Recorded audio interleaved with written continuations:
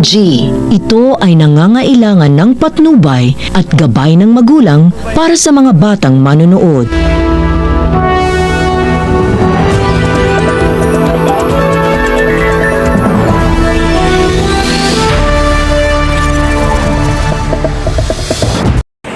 News with no bias, news with no exception, delivering nothing but the truth.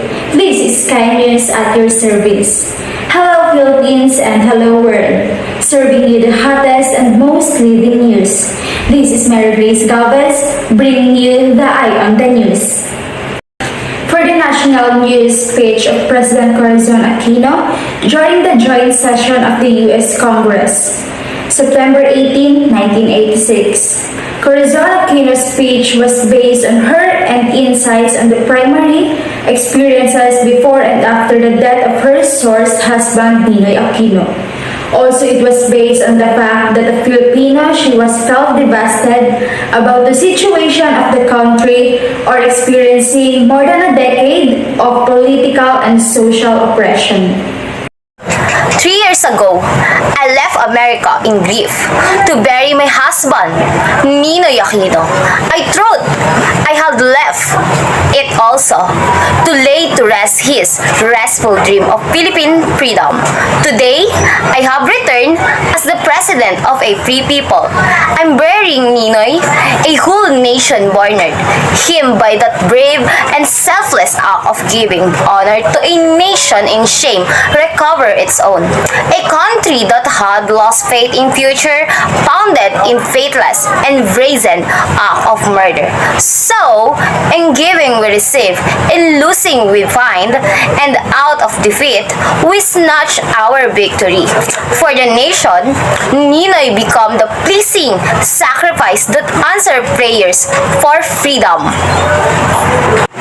For myself and our children, Ninoy was a loving husband and father. His loss 3 times in our lives was always a deep and painful one. 14 years ago this month was the first time we lost him, a president, term dictator, and traitor to his code, suspended the constitution and shut down the Congress that was mass like this one before, which I'm honored to speak. And then we lost him, irrecoverably and more painful than in the past. The news came us in Boston. It had to be after the 3 happiest years of our lives together. But his death was my country's resurrection, and the courage and faith by which alone they called by freedom again. The dictator called him a nobody, yet 2 million people threw aside their positivity and fear and escorted him to his grave. And so began the revolution that has brought me to democracy. Most famous home, the Congress, the United States. Last year, in an excess of arrogance, the dictatorship called for its dome in a snap election. The people agreed with over 1 million signatures. They dropped me to challenge the dictatorship, and I obeyed. Many of you here today play a part in changing the policy of your country toward ours. I was witness to an extraordinary manifestation of democracy on the part of the Filipino people. The ultimate result was the election of mine and the best president, and Mr. Salvador Laurel as vice president. As I come to power peacefully, so I keep it. That is my contract with my people and my commitment to God. Now, we are restoring for constitution government. Again, as we restore democracy by the way of democracy, so we are completing the constitution structure of a new democracy under the constitution that already gives for full respect, Bill of Rights, with malice toward none, with the charity of all, with firmness in the right as God give us to see the right. Let us finish the work. We are to bind up the nation one, to care for him who should have borne the battle and for his widow, for his orphans, to do all which may achieve and cherish a just and lasting peace among ourselves and with all nations. Whenever I went in the campaign, slum area, or improvised village, they came to me with one cry: democracy, not food or truth. They clearly needed it meat, but democracy, not work or truth. They surely wanted it, but democracy, not money, for they gave that little they had to my campaign. Did not expect to me work a miracle that would instantly put food into their mouths, clothes their back, education in their children, and give them work that will put dignity in their lives. But I feel the pressing obligation to respond quickly as the leader of the people, so deserving of all see these things. 3 years ago, I said thank you, America, for the heaven from operation and the home you gave Ninoy.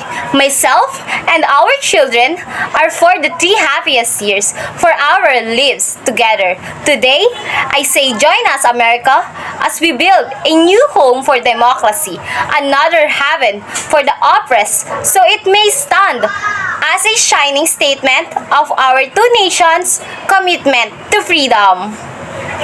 As she took the presidency, she had strongly impacted her nation as well as the world to view women as someone capable of handling authority and power.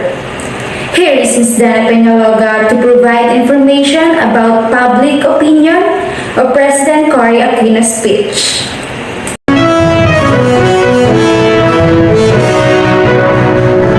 Thank you, Ms. Galvez. Magandang tanghali. This is Dana from Sky News. Narito po tayo ngayon sa Caloocan City upang kunin ang opinyon ng publiko patungkol sa speech ni Cory Aquino during the joint session sa United States of Congress. Tayo ngayon upang kunin ang opinyon ng publiko. Ma'am, pwede po ba namin malaman kung kayo ay nanood ng speech ni Cory Aquino? Opo, ma'am. Maaari po ba namin malaman kung ano ang inyong pangalan? Shaira po. So, Miss Shaira, ano pong masasabi nyo sa nilalaman ng speech ni Cory Aquino?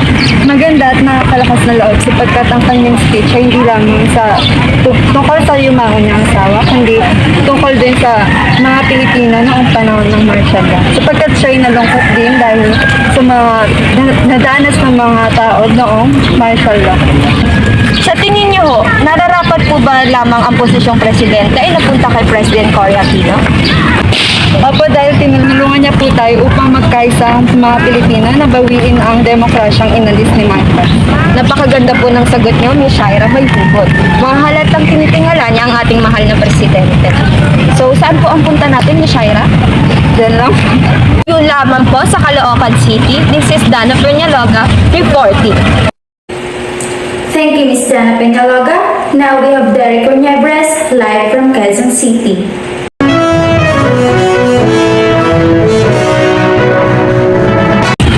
Thank you, Ms. Galvez. Magandang tanghali. This is Derek from Sky News. Narito naman po tayo upang humingi ng opinion patungkol sa speech ni President Cory Aquino. Maaari po ba kami magtanong sa inyo kung napanood niyo ang speech ni President Cory Aquino during the joint session sa United Congress? Opo, sir. Ano pong masasabi niyo doon? Sa totoo lang po, sir, hindi niya naman po kailangan sabihin o ikwento sa ibang bansa sa kanyang asawa na nangyari na kalagayan sa Pilipino na martial law. Bakit naman, ma'am? Dahil ang alam ko po ay isang dahilan ng nagpapapunta sa kanya doon at para sa kanil lang po at pinapakita ng mga kahinaan ng mga Pilipino. Madaming sumasabot sa atin at nakukuha natin ang mga kalayaan dahil sa pagkakaisa. Pa ba natin ang pagkawatak-watak ng mga sinakop sa atin? Against po tayo sa kay President Aquino. Kaya yun, nire-respeto po namin ang inyong opinion. Hindi naman sa against ako sa kanya, after all, siya po ang ina ng demokrasya ng Pilipinas. Ang sa akin lang po, is against ako sa speech ni po, President Cory Aquino.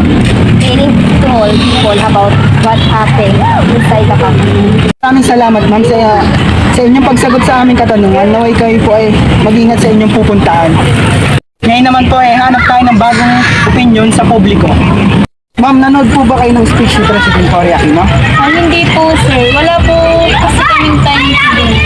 Ay, ganun po ba? Wala po ba kayong kahit papanong narinig about dun sa mga or sa kapitbahay po o sa workmate niya? Wala po kaming alam sa mismong speech, pero merong kaming alam about sa kay Cory Aquino kahit papaano. Ma'am, maaari po ba namin malaman? Siya po ay pinanganak noong January 25, 1933 in Tarlac, Philippines. Tapos siya po ay nag-aaral sa ibang bansa, College of Mount St. Vincent, Europe.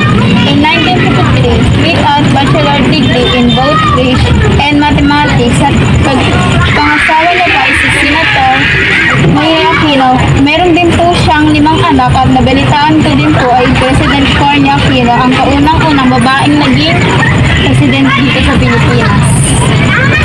Nakakamangha naman po, miss. Pero alam niyo din po ba si President Aquino ang ina ng demokrasya dito sa Pilipinas? Talaga po? Opo, ma'am. Sige po, dandang ko po yun. Salamat po ma'am sa oras na inyong ninilaan para sa aming katanungan. Sana po, saan po kayo pupunta? Pauwi na po ako. Ay, ganun po ba? Sige po, hindi na po namin kayo papatagalin pa. Maraming salamat po sa inyong opinion. Naway mag-ingat po kayo. Thank you, Mr. Derek Nieves. Now, here are Ms. Libra and Ms. Katrina to give some questions about President Aquino's speech.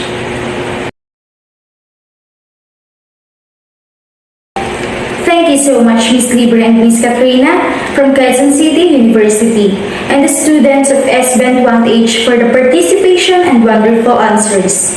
This is Mary Grace Galvez from Sky News, delivering nothing but the truth.